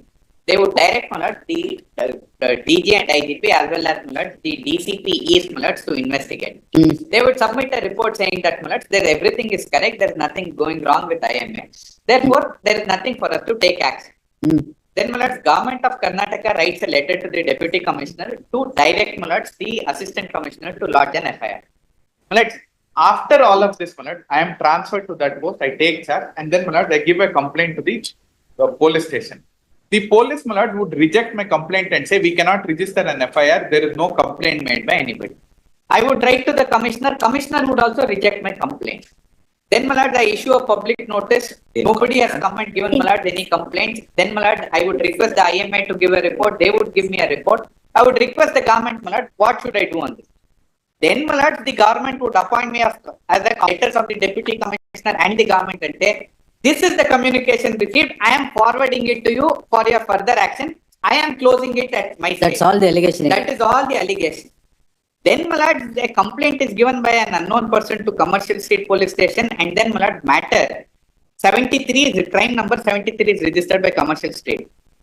That is now, Malad, transferred to the Central Bureau of Investigation. No, is this the same case where the other IPS officer was also? Yes, Malad. It is on his report that I close it at my stage. IPS officer ಅದು quit ಪ್ರೋಕೋ ಇರಲಿಲ್ಲ. Quit ಪ್ರೋಕೋ ಇಲ್ಲ, ಏನೋ sofa set ತಗೊಂಡಿದ್ರು material ಇರಲಿಲ್ಲ ಅಂತ ಹೇಳಿ not then I consider it. ಅದೇನಾಯ್ತು, final ಆಗಿದೆಯಾ? Right now not it is pending in supreme. ಸ್ವಲ್ಪ ಹಾಕಿದ್ದಾರೆ. ಏನಿಲ್ಲ. What Commercial Street Police Station registered is transferred to CBI. In the meantime, ACB registers one more complaint. Malad, that is never, Malad, transferred to the CBI. CBI, Malad, would assume that all complaints are transferred to us, and therefore, Malad, we will take over jurisdiction and investigation of this complaint also, which is registered with Anti-Corruption Bureau. Registers, Malad, a separate FIR. Takes into consideration, Malad, the investigation done by ACB. And ACB had not obtained, Malad, prior approval under 17A. The CBI, Malad, would look into all those materials which are prior to 17A, take that into consideration, and then, Malad, file the charge sheet. Insofar as, Malad, IPC offences, the competent authority, Malad, has not granted insofar as section 218 of IPC, charge sheet is laid for that also. And, Malad, insofar as I am concerned, 218 Act ಬರುತ್ತೆ ಈಗ 197. 197. 218 IPC Act. IPC, ಎರಡು FIR ಇದೆ, ಒಂದು IPC, ಒಂದು PC Act. All right. Now, Malad, insofar as that is concerned, sanction, Malad, I have raised the contention that I am a Group A officer, cabinet. In the reply, specific government is, it is not granted by the cabinet. Where is that? Your Lordship, kindly have a look at the statement of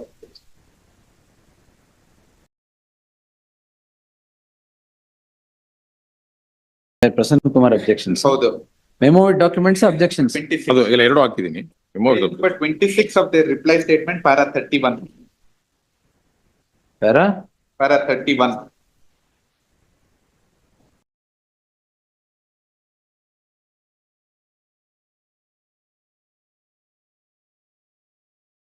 Objections. Objections. Reply statement ಕಾಣ್ತದೆ. Synopsis. Let's check this. Reply statement is not there. Para 31. I have noted it in my synopsis. All right. But the quid pro quo. So it is admitted that It is the chief minister, on the last date of hearing, the lordship will not pose the same question to me. The competent authority will not or present with the original file, where chief minister will not had signed. Yes, With yes. Not, they had also brought the rules not for your lordship's kind consideration. transaction business rules. Transaction business rules ಅಲ್ಲಿ both in Kannada and English, where not the chief minister or he is the competent. ಕೊಡಿ ಅದು madam, ಅದು Not by the sanction. I think I saw the file also. Your lordship was pleased to see the file and send it back. Now, Manod is contending that his earlier contention was chief minister should have given. When Manod file says chief minister has given, now he is contending that cabinet should give. I can't go beyond what the rules say. I know, we'll see. So whatever you say is not what is important. What the rules say would be important. Yes, let's see. That the quid pro quo that they say, in 164 statement, in graphic, what they would say is that while I'm sitting in the office, somebody from IMA would come. In graphic detail, I would raise my hand, and tell them, Hello. For that, my lord, since I show 4 fingers, I have demanded 4 crores as a statement. ಹೌದಾ? No, there are 164 statement of 3 persons, not one. ಒಂದೊಂದು figure ಒಂದೊಂದು ಕ್ರೋರ. That is the allegation again. Yes, Prasanna Kumar. Not your Ashmi, kindly, you may not, in the statement of objections, the primary allegation is. ಇದೆಯಾ not- madam? Objections ಇಲ್ಲ. ಕೊಡಿ This was filed, not may I just pass on. ನಿಮ್ದು ಕೊಡಿ ಪ್ರತ್ಯೂಷ್.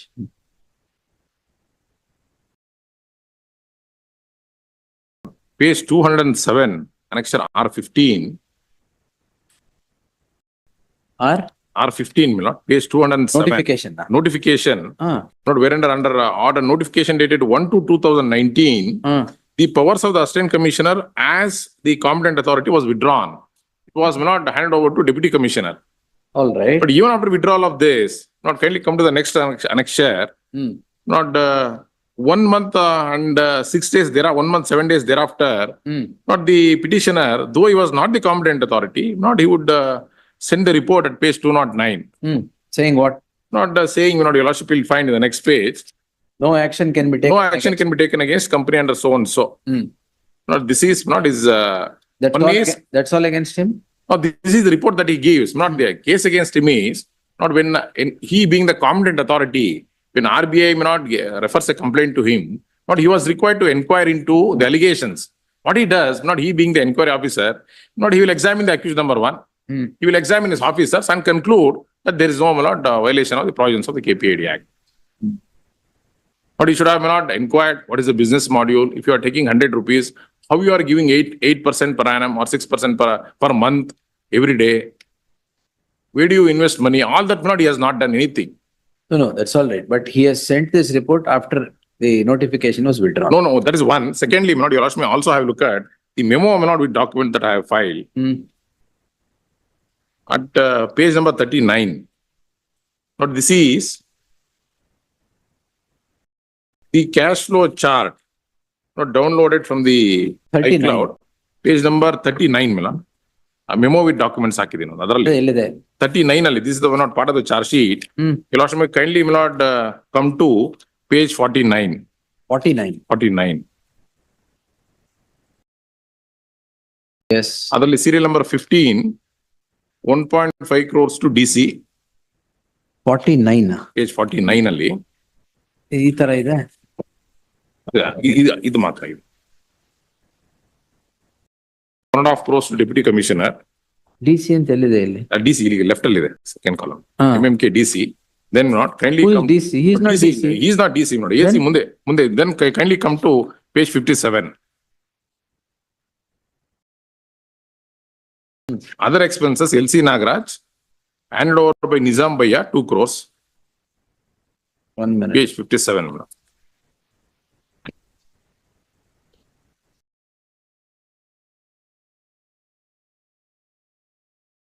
Serial number 620. Idondu. Then not kindly come to page 60. This Nizam also not has given one Statement, 164 statement. Then not page 60. Serial 431. Other expenses LC Nagaraj, Wasim Bro, 50 lakhs.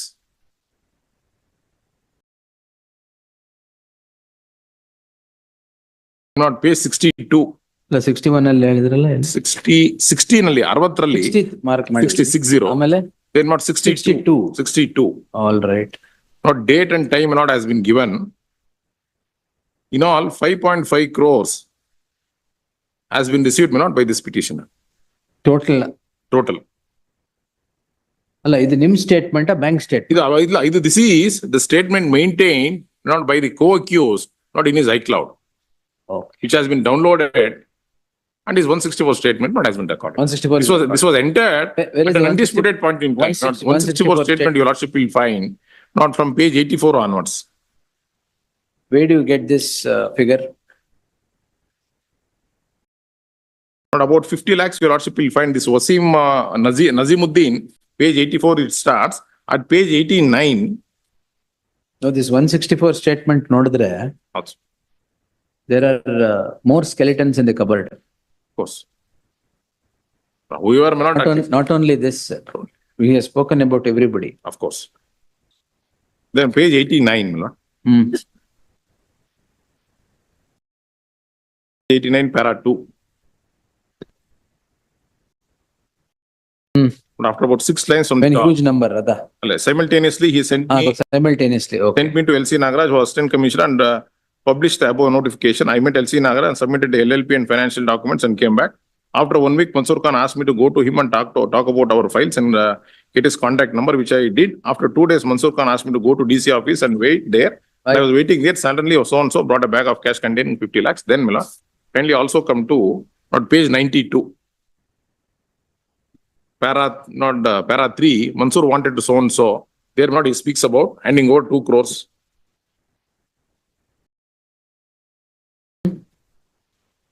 Really, in page 92, 92, handing over 2 crores to assistant, to his assistant Manjunath.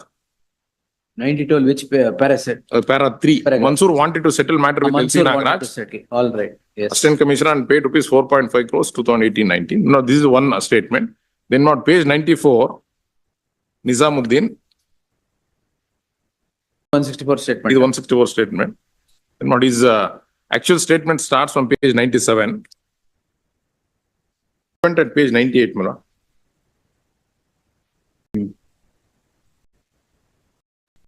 After about 5 lines from the top. ನಂತರ Mansoor car ನಾನು L C Nagar ಅವರನ್ನು meet ಮಾಡಲು ತಿಳಿಸಿದ್ದರು. ನಾನು ಸೂಕ್ತ ದಾಖಲೆಗಳನ್ನು ಅವರಿಗೆ ಸಲ್ಲಿಸಿದ್ದೆ. ಹಾಗೂ ನಟರಾಜ್ ಮತ್ತು ಅವರ ಕಾಂಟ್ರಾಕ್ಟ್ ನಂಬರ್ ಅನ್ನು ಪಡೆದು ಮನ್ಸೂರ್ ಖಾನ್ ಹೇಳಿದೆ. ಮನ್ಸೂರ್ ಖಾನ್ ಒಂದು ವಾಟ್ಸ್ಆಪ್ ನಂಬರ್, ಒಂದು ಚೀಲವನ್ನು ಒಬ್ಬ ವ್ಯಕ್ತಿ ಬಳಿ ನಾನು ಕಳಿಸಿದ್ದರು. ನಾನು ನಂಬರ್ ಕಾಲ್ ಮಾಡಿ ಒಬ್ಬ ವ್ಯಕ್ತಿಗೆ ಚೀಲವನ್ನು ಕೊಟ್ಟೆ. ಅದ್ರಲ್ಲಿ 50 ಲಕ್ಷ ಇತ್ತು. ಮನ್ಸೂರ್ ಖಾನ್ ಬಂಗಾರದ ಒಡವೆಗಳನ್ನು ಕರಗಿಸಿ ಅದನ್ನು ಮಾರಾಟ ಮಾಡಿ ಬಂದ ಜನರಿಗೆ ಕೊಡುತ್ತಿದ್ದ. ದೆನ್ ನಾನ್ ಲಿಟಲ್ ಬಿಲೋ ನಂತರ ಎಲ್ ಸಿ ನಾಗರಾಜ್ಗೆ 2 ಕೋಟಿ ರು ಕೊಡುವಂತೆ ಮನ್ಸೂರ್ ಖಾನ್ ತಿಳಿಸಿದ ಮೇರೆಗೆ ನಾನು ಹಣವನ್ನು ಮಂಜುನಾಥ್ ಎಂಬ ವ್ಯಕ್ತಿಗೆ ಕೊಟ್ಟೆ. ನಂತರ IMA ನೌಕರಾದ ವಸೀಂ ಮೂಲಕ 2 ಕೋಟಿ ಹಣವನ್ನು ಮಂಜುನಾಥ್ಗೆ ಕೊಡಲು ಕಳಿಸಿಕೊಟ್ಟು ಅದನ್ನು ನಾನು ಮಂಜುನಾಥ್ಗೆ ಕೊಟ್ಟೆ. Then one more 164 statement at page 106. Every statement is there. In every statement is there. 106. 106. Relevant, my lord will find at page 113.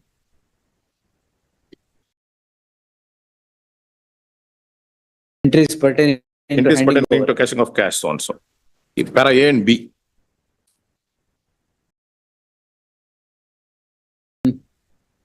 Amale. Then my lord, further statement. 164 is 161. Yella 164 is all are 160. Then not page 125, Wasim. Adil Wasim bro ante adu onde ಹೆಸರಿತ್ತು. Wasim bro. Wasim bro. Then what is relevant at page 128. It starts from 125. Relevant at page 128. Last but one paragraph, man. During 2018. During 2000, after about 6 lines, once on the instructions of Mansoor Khan, I had received cash back containing 1 crore from Mansoor Khan. I delivered the same to Sri so-and-so on his residence at Jayanagar 7 block. On 28/11/2018, but he is one of the co-accused. I have delivered 50 lakhs to Nazimuddin on instructions of Mansoor Khan and later came to know that the amount was delivered to LC Nagaraj. Then the last statement, Wasim, what is page 130, relevant not at page 138.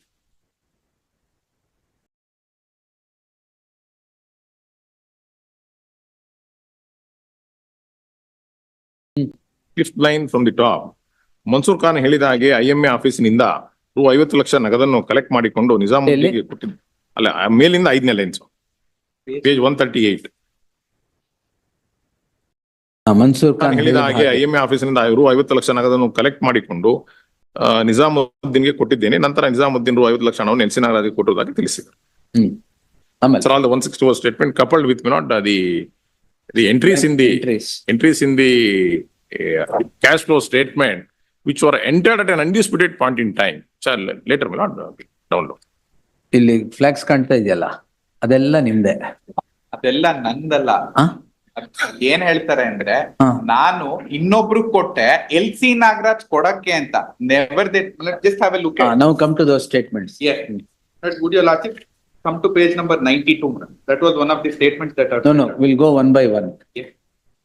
Come to first of all, at page first bank account ಬನ್ನಿ. Yes.